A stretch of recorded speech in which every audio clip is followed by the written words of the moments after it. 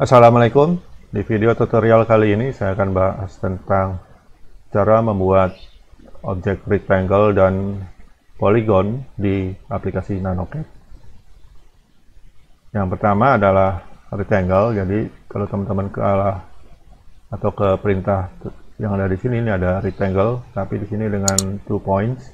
Jadi sebenarnya perintah rectangle sendiri kalau kita ke draw di sini, jadi rectangle ini ada perintahnya ada dua jenis, 2 point dan 3 point. Jadi kalau 2 point kita menentukan titik ke awal, kemudian diagonal titik berikutnya yang titik diagonalnya. Jadi di seberangnya seperti ini. Jadi ini dengan 2 point. Jadi kita tentukan titik awal, kemudian titik seberangnya. Sedangkan kalau yang perintah menggunakan 3 point, jadi kita tentukan titik awal, kemudian titik keduanya itu teman-teman bisa buat garisnya miring, teman-teman. Jadi seperti ini, kemudian baru titik berikutnya. Jadi kalau kita bikin yang 2 point, dia udah pasti posisinya adalah sumbu X dan sumbu Y. Sedangkan yang 3 point, teman-teman bisa bikin ini dengan kemiringan tertentu. Nah, sedangkan untuk yang perintah dengan 2 point ini, teman-teman juga bisa lakukan, dia langsung terukur, teman-teman. Jadi menggunakan koordinat relatif. Jadi misalnya kita akan buat garis objek rectangle 20 kali 30. Berarti kan posisinya dia berdiri di mana sumbu X-nya adalah 20 dan sumbu Y-nya adalah 30. Jadi saya akan buat di sini rectangle by 2 point. Nah, titik awalnya di sini, kemudian saya akan ketikkan untuk X-nya 20, jadi ketikkan add terlebih dahulu, kemudian angka untuk variabel X-nya 20, Y-nya 30, enter. Jadi di sini panjang kesininya adalah 20 dan panjang sininya adalah 30. Begitu juga kalau misalnya kita mau buat rectangle-nya misalnya 40 kali 10. Jadi add X-nya 40, Y-nya 10. Seperti ini. Kemudian itu tadi untuk perintah rectangle. Kemudian ada juga perintah polygon. Jadi kita membuat objek segi banyak sesuai yang kebutuhan kita, teman-teman. Jadi caranya, teman-teman klik perintah polygon di sini. Kemudian di sini menanyakan berapa sisinya. Jadi misalnya teman-teman ingin membuat segi 8, ya, ketikkan saja angka 8.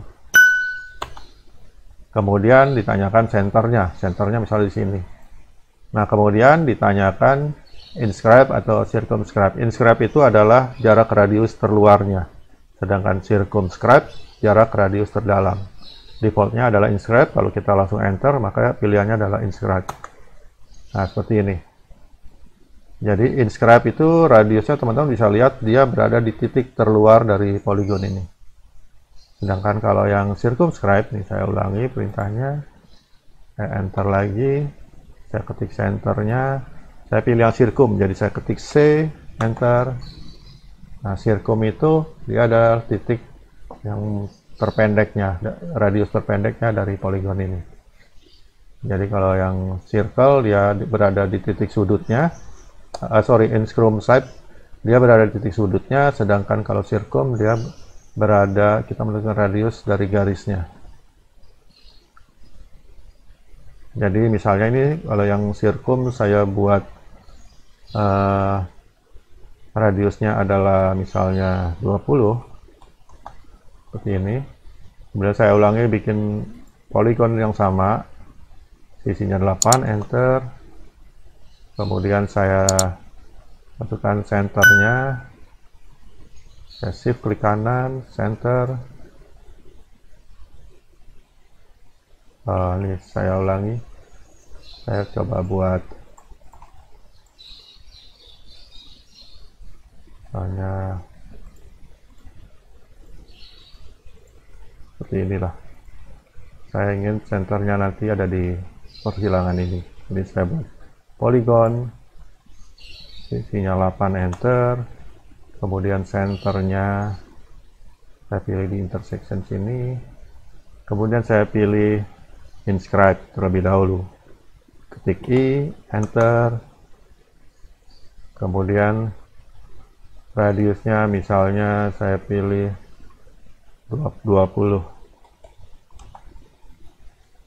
Nah, jadi jarak dari sini ke sini karena kita pilihnya inscribe dia 20. Jarak ini center ke sudut. Sekarang saya pilih poligon, perintah poligon lagi, saya centernya di sini nih juga, sisinya sisi 8, enter, kemudian centernya ada di sini, kemudian saya pilih yang circum, C, enter, kemudian saya masukkan radiusnya 20, sama seperti yang tadi. Nah, teman-teman lihat dia lebih besar karena emang 20-nya itu ada dari sini ke sini, sedangkan yang inscribe 20-nya adalah dari sini ke sini. Jadi jelas ya perbedaannya itu. Jadi patokan mengambil nilai radiusnya yang berbeda antara inscribe dan circumscribe. Demikian penjelasan untuk pembuatan rectangle dan polygon di NanoCAD. Semoga bermanfaat. Terima kasih. Assalamualaikum. Terima kasih telah menyaksikan video ini. Bila teman-teman ingin mempelajari SketchUp, layout SketchUp maupun AutoCAD lebih dalam lagi, teman-teman bisa mengikuti program kursus kami, baik melalui offline maupun online. Silahkan klik info link yang ada di deskripsi.